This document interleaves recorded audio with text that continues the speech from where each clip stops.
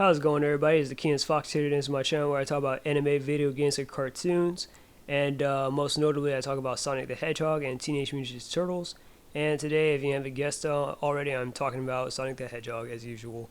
But most notably, I'm going to be talking about one of the writers, and that being the current head writer of the IDW comics, or the IDW Sonic comics, Evan Stanley. So so I'll just talk about her, share with you some facts and whatnot, and share with you my speculations. So don't take this video completely dead on serious. But so we'll get into it. We'll get into it.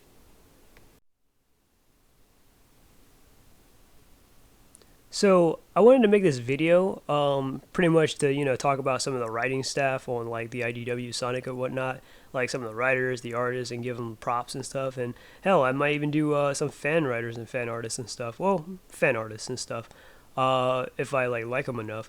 But anyways, but yeah, I wanted to talk about Evan Stanley because I usually talk up Ian Flynn because his writing's awesome, and I always I've had some videos where I kind of crap on Ken Penders and stuff. But but this time around, I'm actually going to talk about Evan Stanley because I don't feel like a lot of people really talk about her a lot. So you're probably wondering, who is Evan Stanley and where have I heard that name before? Well, Evan Stanley is the current head writer of the IDW comics.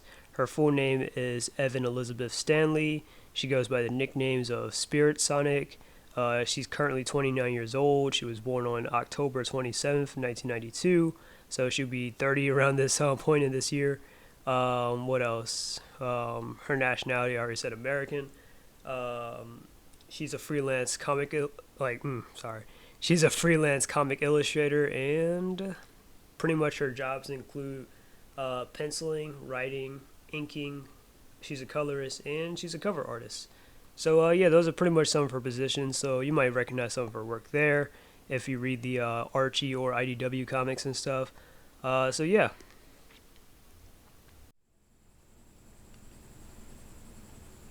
So you're probably wondering, what characters did Evan Stanley create, or co-created, or designed, or whatever? And to say, I mean, she did create some pretty notable characters and stuff between Archie and IDW. That's for sure. So so I'm going to name some of those characters. So anyways, first up we got Whisper the Wolf, who she had co-created along with Ian Flynn.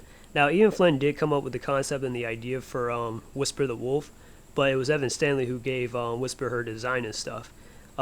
She even came up with the whole, the mask thing, being a bit of a communicator towards the wisps and stuff, which is a pretty nice touch. But as we already know, Whisper is pretty much based off the Avatar character from Sonic Forces and stuff, the wolf type one. And also, she's based off of Sniper Wolf from Metal Gear Solid, along with the other diamond cutters based off the Foxhound bosses. So, yeah, that's pretty nice. So next up, we got Clutch the Opossum, who she had also co-created along with Adam Brian Thomas. I believe Adam Brian Thomas had provided the design for Clutch, and she had came up with his concept. Next up, we got Belle the Tinkerer. That's stuff, another character from that was introduced inside the Chow Race arc not too long ago.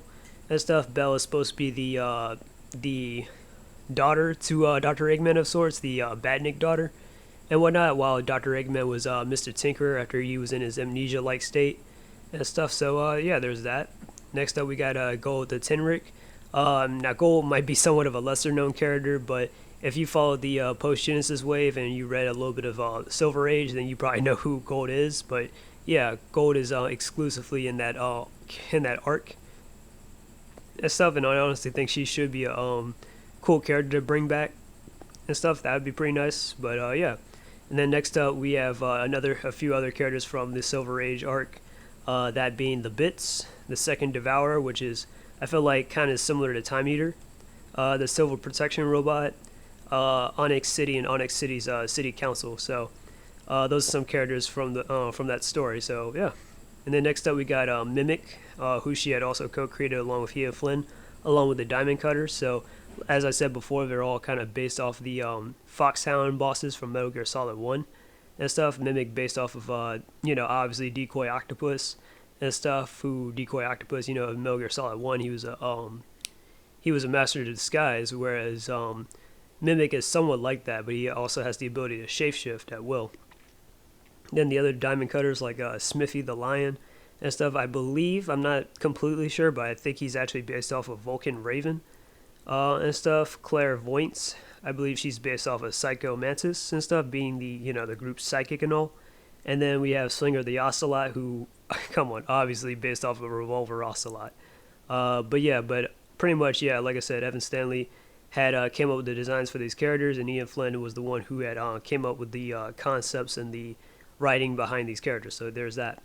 And then next up, another character is Dr. Starline, who is one of the best villains inside the IDW comics to be introduced, in my opinion.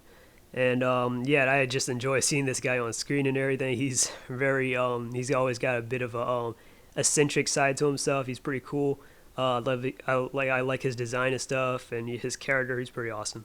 And I'll talk more about Dr. Starline later. But anyways, yeah, but she had came up with his design, and Ian Flynn had came up with the idea for the character and stuff, and the writing. So yeah, and then next up we have some of the more recent additions, that being Surge the Tinrick and Kit the Finnick and stuff. The new characters from the new Sonic villains from Imposter Syndrome that's coming out. The first issue is already out, but of course there's gonna be more, so I can't wait for that. But anyways, but yeah, she had co-created them along with Ian Flynn, and I might be butchering this person's name, but it's Maru Fasaka or Faseka. I'm sorry, I messed up this man's name royally. Or yeah, but anyways, yeah, but I believe she mostly worked on Kit the Phoenix design. From what I've heard, yeah, from what I've heard, yeah, she's talked about working on Kit's design mostly, more so than Surge's. I could be wrong, but yeah. So those are pretty much all the characters that she had pretty much either wrote, created, or designed herself inside the Sonic series. As far as I can, all of the ones that I can at least point out. So, yeah.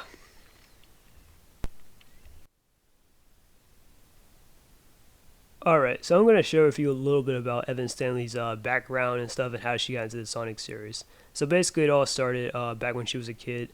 Back when she was a kid, she was pretty much homeschooled all the way up until she was in high school. And then she didn't get into the Sonic series by the time she was like 13. And then that was through like DeviantArt and fan fiction and stuff. And then eventually that kind of inspired her to make her own webcomic called Ghost of the Future, which is mostly a story about centered around Silver, being mentored by Sonic and Shadow.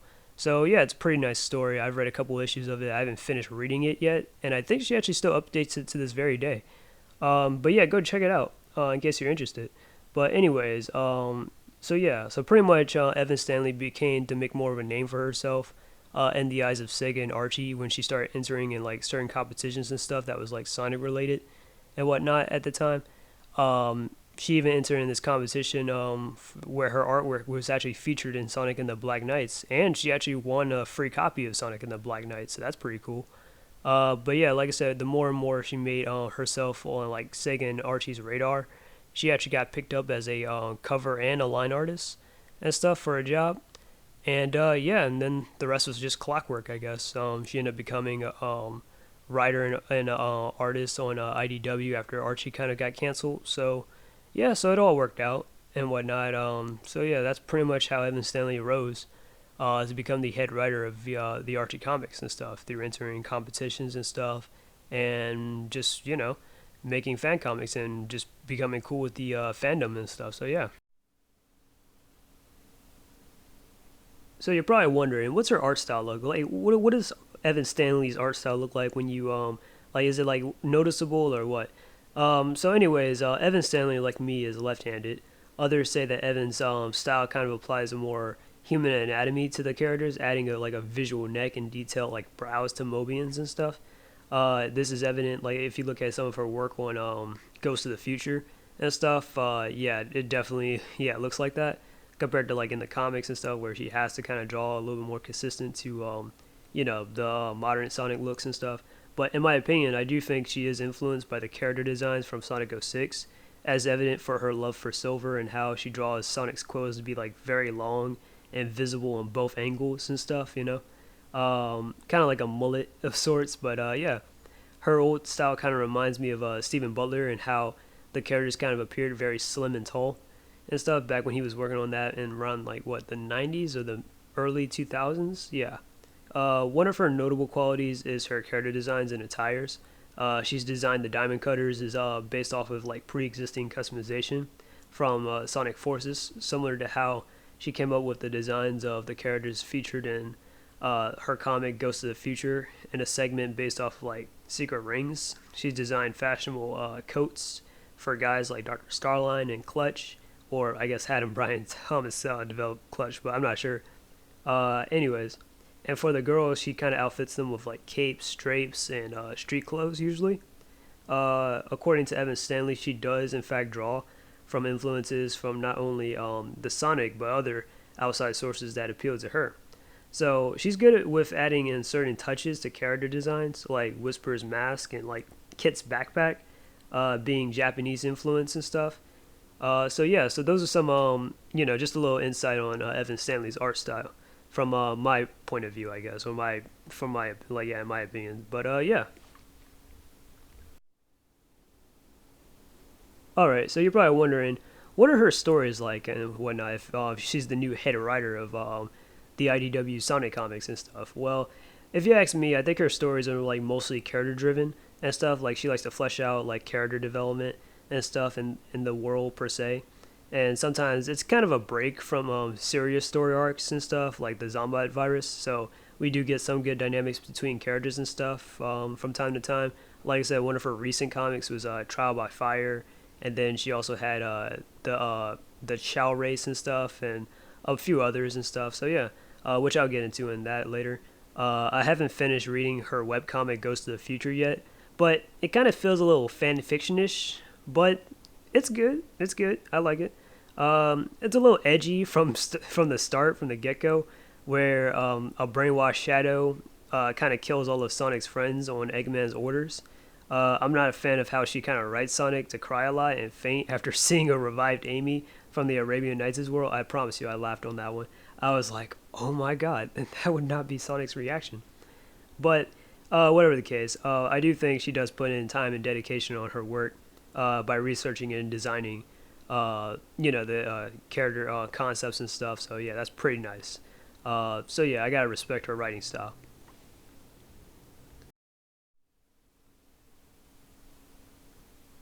All right, so next up, I'm going to talk about some of her personal things and whatnot. Again, don't take this completely with a grain of salt. I wouldn't say I'm completely unsure or sure, but yeah, but this is just me though. But some of her influences, I have to say, would be Full Metal Alchemist, Calvin and Hobbes, Bone, Dark Speeds comics and stuff, because I believe she's good friends with Dark Speeds. Another one of her influences is Ian Flynn's Sonic Other M comic and stuff. Another one of her influences is Ramna and a Half, Pokemon, Dealing with Dragons, Half a Life 2, Bionicles, MDK, and Doom 3 and stuff. So yeah, those are some of her influences, and I think some of her favorite movies are Beauty and the Beast, and that's actually one of my favorite Disney movies too, by the way. And then Milo and Otis, which I don't ever recall watching myself, but yeah, but those are some of her favorite movies, so that's cool. And then some of her favorite characters and stuff. Now, some of them she's actually admitted that these are her favorite characters, and then some I kind of just threw on here because I think she enjoys writing them. But I'll talk about them. So, first up, her favorite characters. We got Silver. Obviously, I feel like Silver is probably her favorite character and stuff. She likes to write stories centered around Silver and stuff, like as obvious with her webcomic, Ghost of the Future, and then Silver Age, which I believe is kind of based off of Ghost of the Future. But anyways, Silver is the main protagonist in Ghost of the Future and whatnot, where the story takes place in the future, as obvious by the name. And yeah, so I think she actually enjoys like writing the character and stuff. The next up, I have to say she likes to write, like she likes Sonic and stuff, of course. I mean, why else did she like? Why else is she into the series? But yeah, she likes Sonic, of course. She likes Takao and stuff. Takao is a prominent character a little bit inside her Ghost of the Future comic, where she makes Sonic the new guardian of the Master Emerald in there. So that's pretty nice. And then I had to say some of her other favorite characters.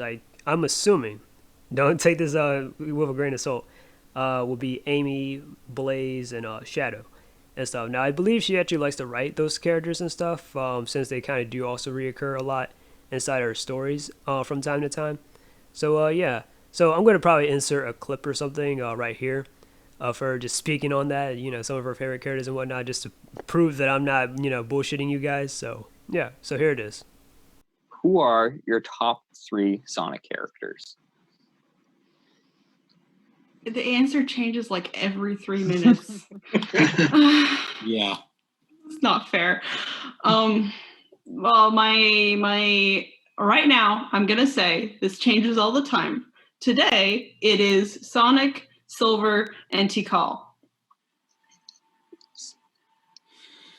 Yeah, I'm definitely being influenced by what I'm working on right now, because Evan's just beaten me to Silver. I wasn't going to say Silver, but I absolutely love Silver. But because of what I'm working on right now, at number 3 is Rough and Tumble. They've got to go as a pair. I'm sorry. I'm going to cheat on this. Rough and Tumble.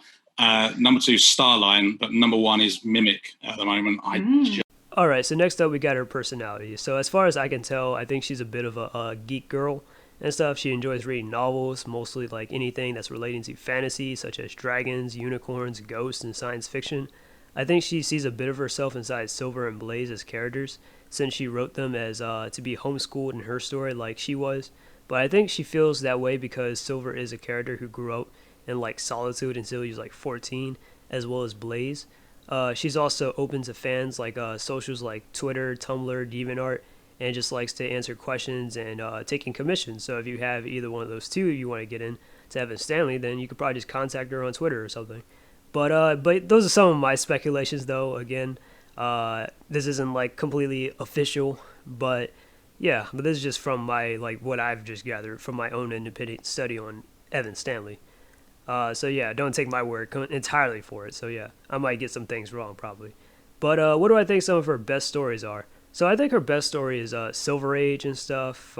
That's pretty much a story where, again, it takes place in the future and stuff. And there's this like Onyx City's council. They pretty much try to harness Silver and Gold's powers to, I believe, take down this thing called the Second Devourer and stuff. So that's what the characters that I was mentioning earlier and stuff. One of her other best arcs, or not arcs, but best comics, I had to say, is Victory Garden.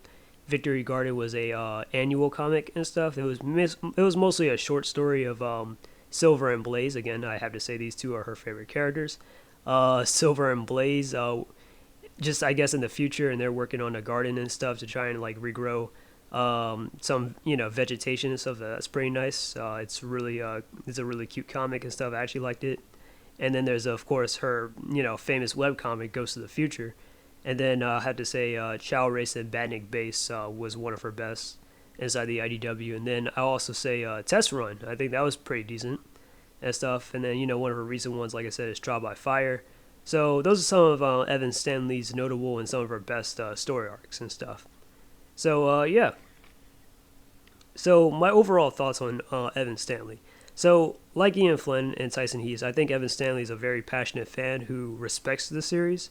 Which is like what I love about the IDW comics and stuff, because I feel like, they're actually written by like writers and artists who actually do want to put in the work and actually do take, time and care with this stuff and whatnot. I think she's one of the best highlights when it comes to the run, from her, like her art style, her writing and stuff. But yeah, so those are my thoughts on Evan Stanley. Tell me what you think about her down below and stuff. Do you like her? Do you hate her and stuff? Do you think her comics are meh? Like, tell me. But I think she's pretty awesome, as I just mentioned. Again, she's no Ken Pender certainly, but she's definitely up there with Ian Flynn. But yeah, but anyways, I'm gonna talk more about my other favorite Sonic writers and stuff later on, and artists and stuff as well, and a bunch of other things. So this should be fun. So I just wanted to share a little positive light on here every now and then, not just completely shit on stuff or whatever, but yeah. Anyways, I hope you guys like, share, and subscribe. This is the Keenest Fox, and I am out. Peace. And until we meet again.